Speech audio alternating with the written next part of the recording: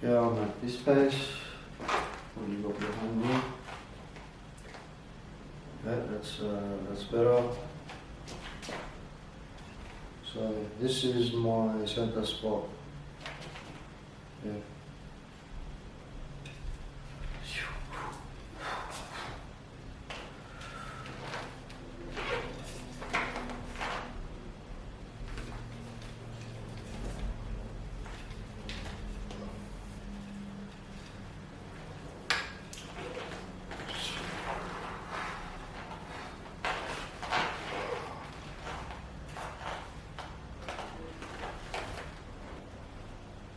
Barkho from ancient Assyrian props and costumes. Here showcasing my off-duty officer's outfit. You can see it's a fringe shawl, wraparound, bronze belt, sword strap, short sword. You got your wristlets, armlets, and the mace, a headband, boots, shin guards, and stockings. So yeah, you can see it.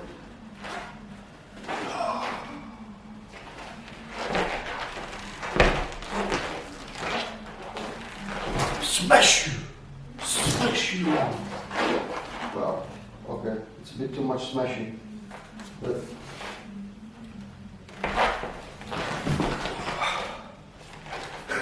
can you imagine that? Talk about buckling someone's head in.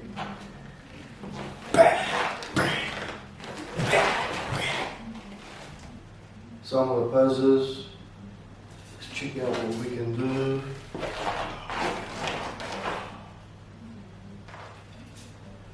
You got some of these ones. I think this one's probably the most common. You see them in Ashurbanipal's reliefs,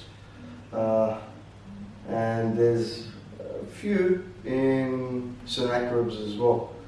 You usually see rows and rows of soldiers, off-duty soldiers. Obviously, they're generals or officers in the army.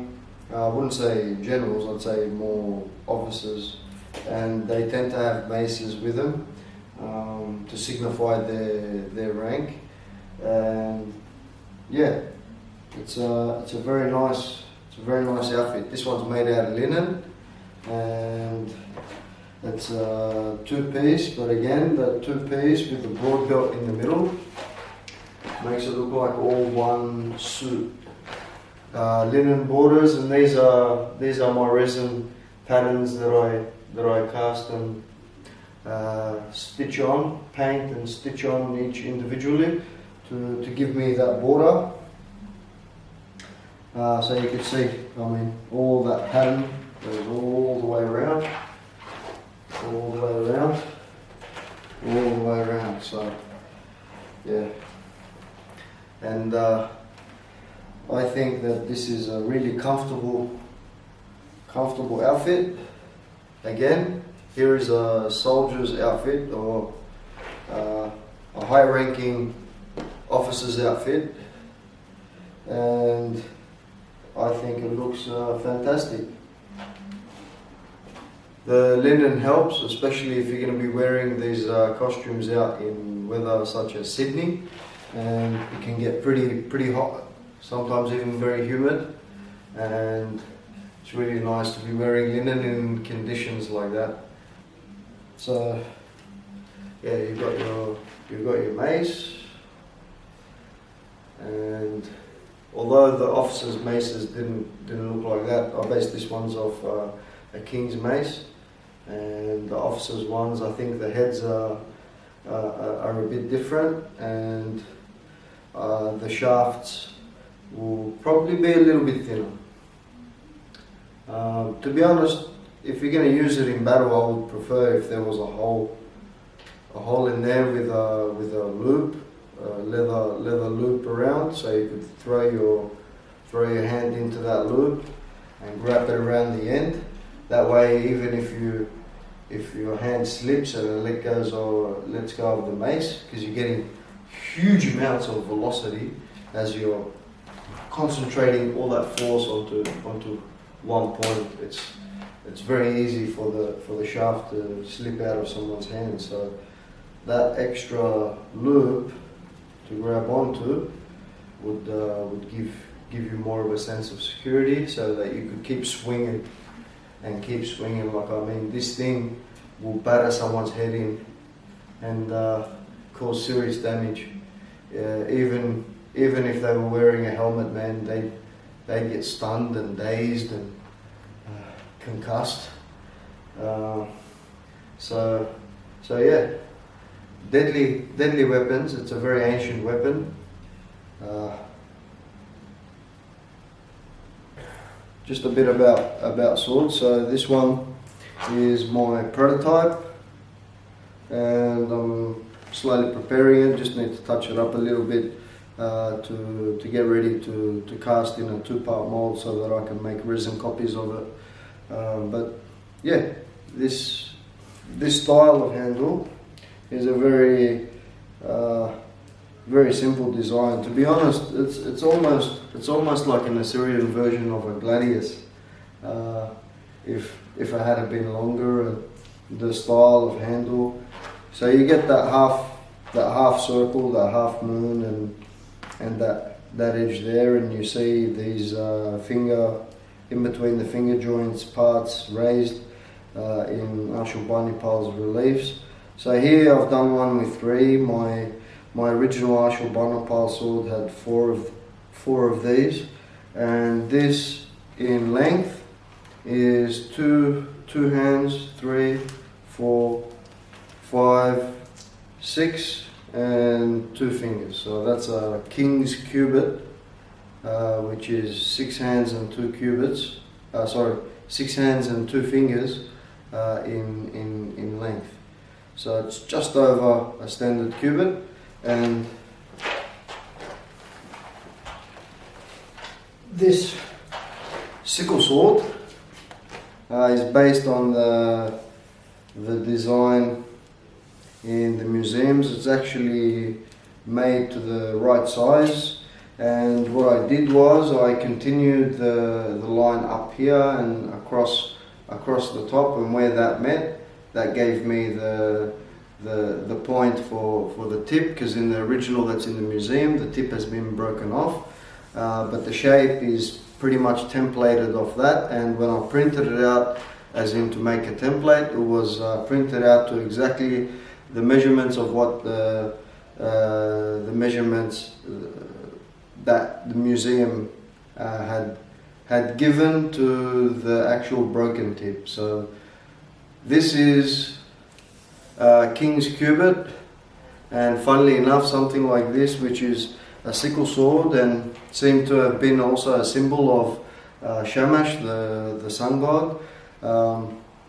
has got some interesting features. Now we know that the sun god had a numerical number attached to him, and his seemed to have been 20, and they've incorporated 20 fingers in this section. So from the start of the blade to the end, there's exactly 20 fingers in length, and they're infusing the power of the sun god into this weapon by incorporating his number in their measurement system. And it's it's a pretty comfortable sword, to be honest. This is a very deadly sword. I'm sure if any of you have seen any videos on YouTube about demonstrations or information concerning the Khopesh, it's a very deadly sword, great for hacking and slicing through your opponent. And yeah, this is a symbol status more than anything. I mean, its size is relatively small, but here again you can see that that's where I got my measurement for that short sword. So if anything, this is more realistic to the size of what the Ashurbanipal sword would have been, and especially the one where he's stabbing the lion in the gut as he's holding his neck up. So yeah, it's this is what we're talking about. So you got 2 hands for the handle, and then 4 hands and two fingers for the blade length. So that's why I said that most Assyrian swords are more handle than actual blade. But you could see the dramatic difference. The width of the blade now has widened quite considerably compared to the times of Ashur-nasirpal. They seem to be thin, whippy swords.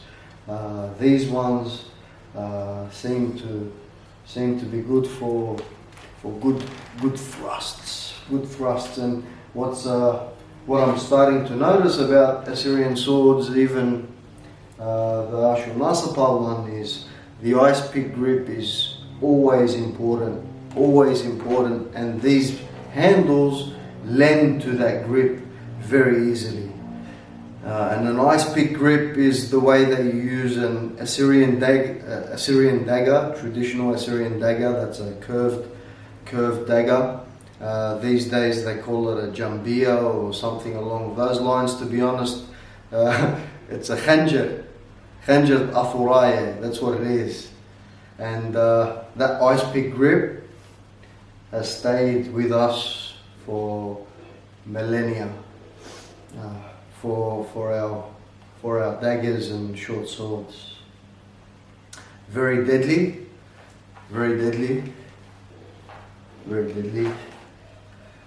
Yeah.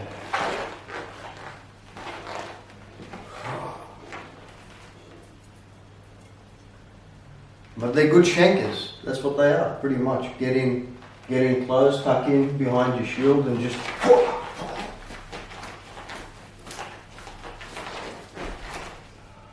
shank away.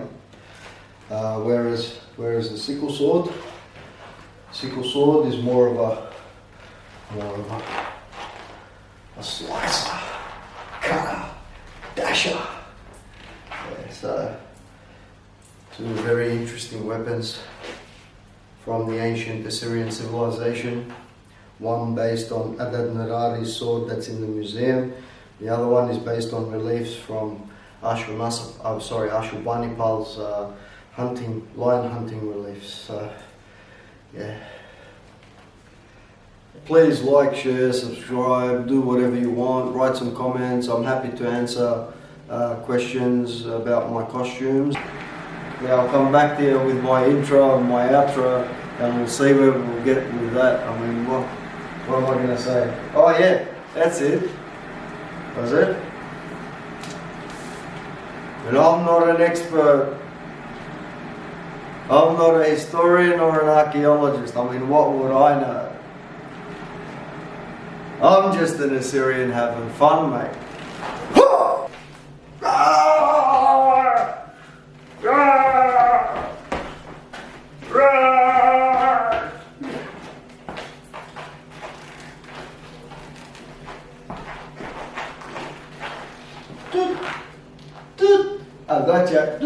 I gotcha.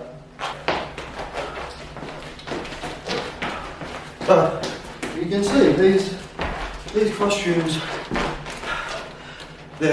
you can move in. They're not static.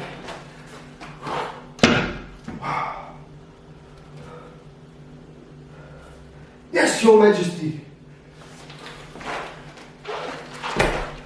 I shall guard this entrance with my life or death.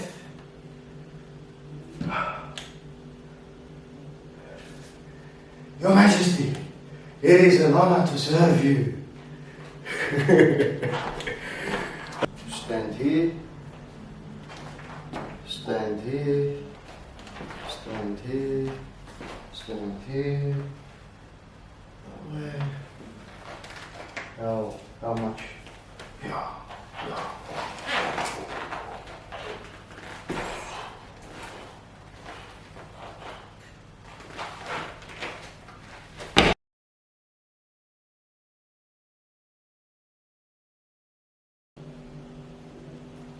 So,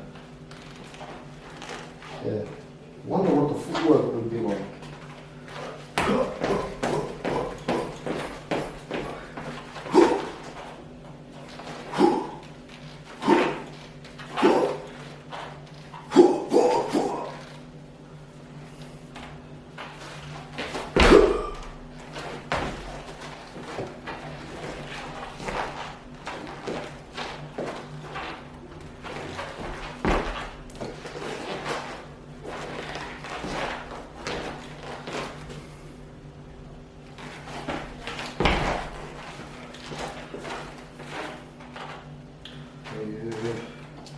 How would you go? Start maybe with here. Yeah.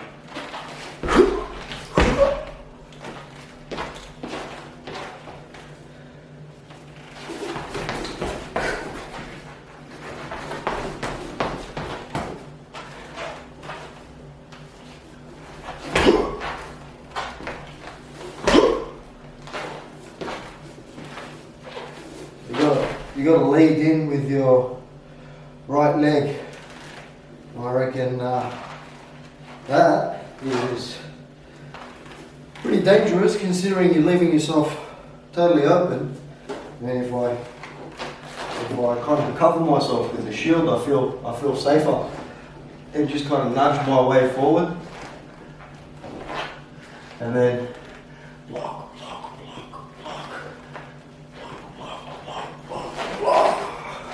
Wait for a chance. Yeah.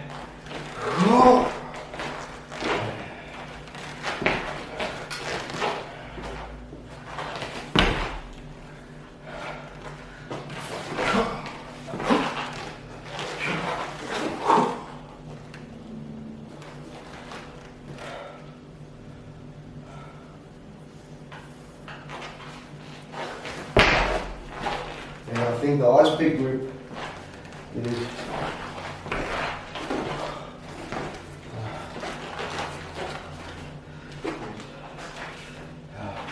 start off with your left foot back.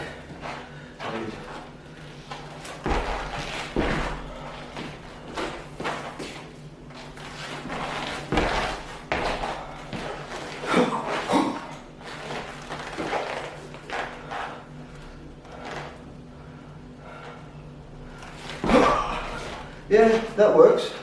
So kind of lead in with your shield with that point sticking out. That's given me much more cover to move forward with my right leg projected, but still remain covered. That's nice.